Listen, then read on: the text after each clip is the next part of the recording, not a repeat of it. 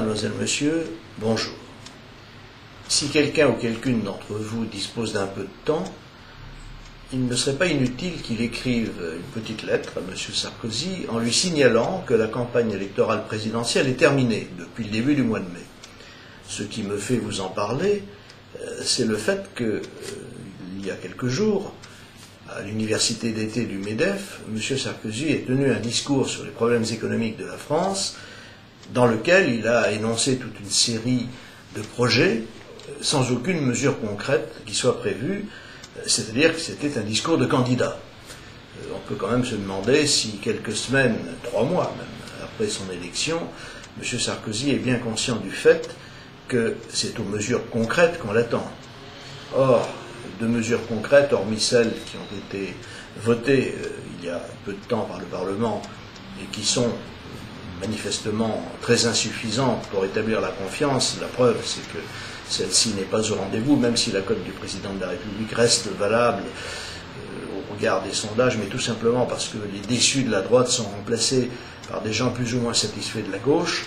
Bref, la confiance n'est pas au rendez-vous, et comment pourrait-elle l'être, puisque M. Sarkozy a déclaré, je le cite, et je vais le citer très exactement, « Si l'on taxe trop le travail, il se délocalise », si on taxe trop le capital, il se délocalise. Effectivement, c'est ce que chacun a pu constater depuis de nombreuses années. Le remède de M. Sarkozy, c'est la saisine qu'il a faite des services de Bercy sous l'autorité de Mme Lagarde afin qu'ils remettent à plat la fiscalité et le système social. Vaste programme, aurait dit le général de Gaulle, et on s'étonne que quelqu'un qui depuis tant d'années a envie d'être président de la République soit arrivé en fonction, ayant été élu, sans le moindre programme crédible à cet égard.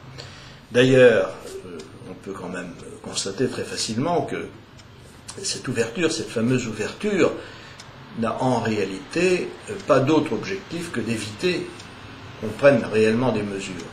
Prenons l'exemple de la commission Attali qui est chargée, sous la direction de M. Jacques Attali, ancien conseiller Sherpa, comme on dit, du président Mitterrand, et auteur d'un nombre considérable d'ouvrages.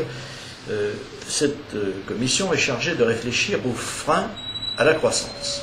Alors il est quand même extraordinaire de penser que M. Attali et bien d'autres personnes qui sont l'objet des attentions soutenues de M. Sarkozy dans le cadre de cette ouverture ont été au cours des 26 dernières années pendant 15 ans au pouvoir. Qu'ont-ils fait pendant 15 ans et quelle est bien être l'idée qu'ils vont développer, l'idée magique, l'idée extraordinaire qui va permettre de sortir la France de l'état désastreux dans lequel se trouve à la fois son système économique, son système social et l'ensemble de ses structures. Évidemment, ils n'ont pas de solution, sauf plus de dépenses publiques, alors qu'en réalité, c'est moins de dépenses publiques qu'il faut, moins d'impôts, moins de charges.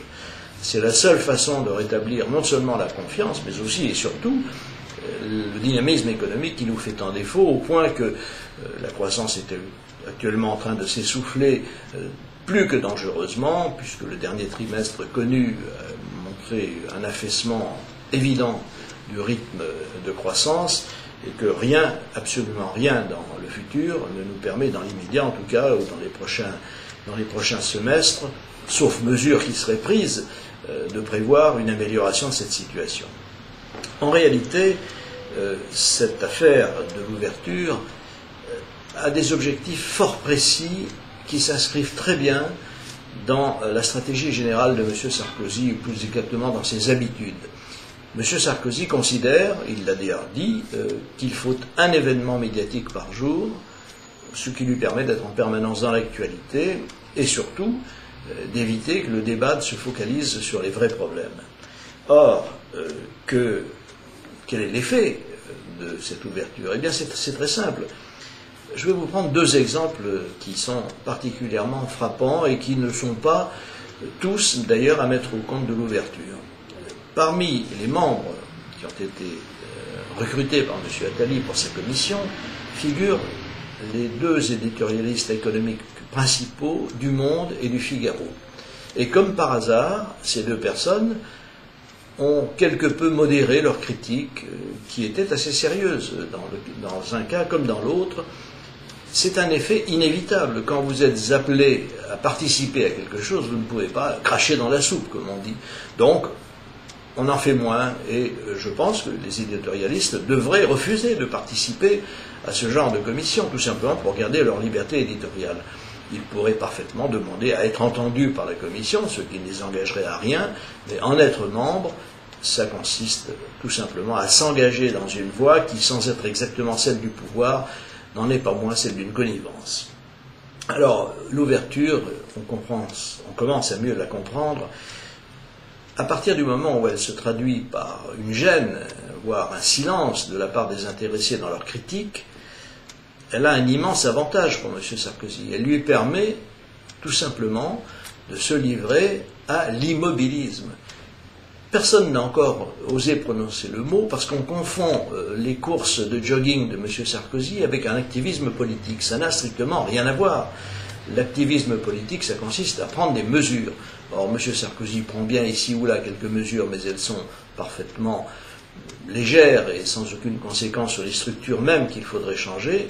L'essentiel pour lui, c'est d'aller de commission en commission jusqu'au moment où il sera à renouveler et où il promettra sans aucun doute pour son prochain quinquennat la rupture, si d'ici là les Français ne se sont pas lassés.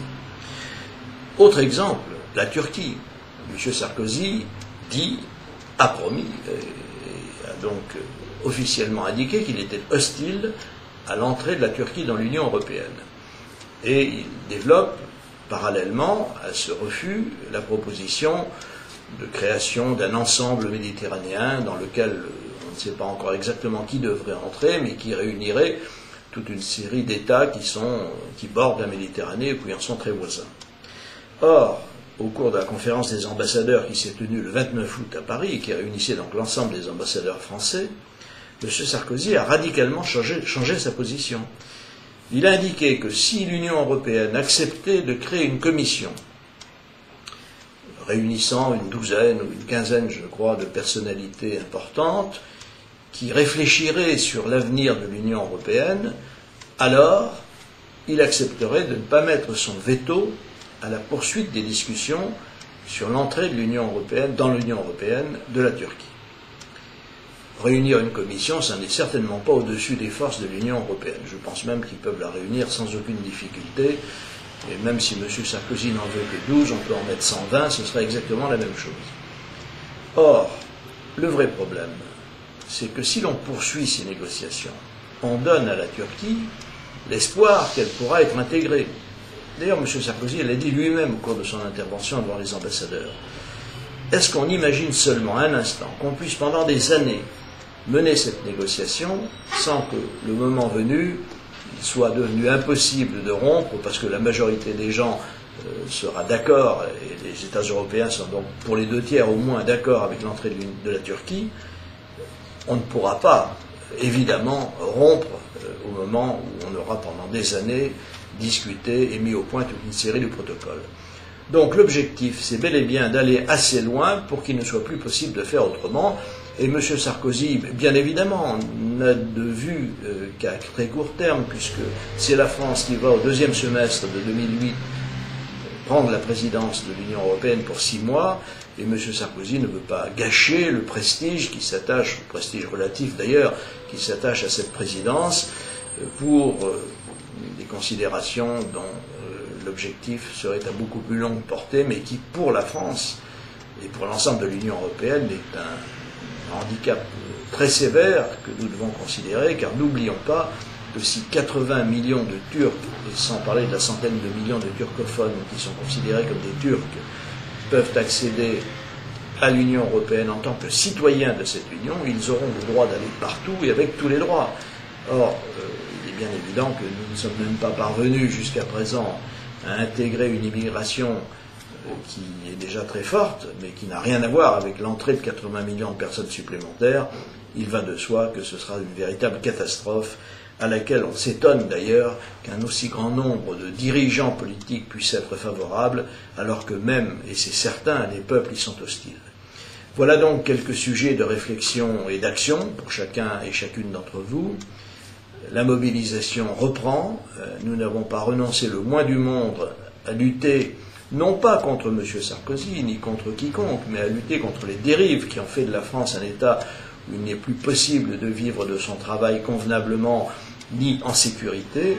Voilà la mission que nous nous sommes fixée et que nous allons poursuivre avec beaucoup d'activité et beaucoup de dynamisme pendant le trimestre et les semaines et les mois qui viennent.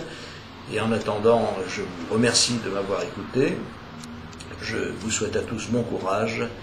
À bientôt et vive la France.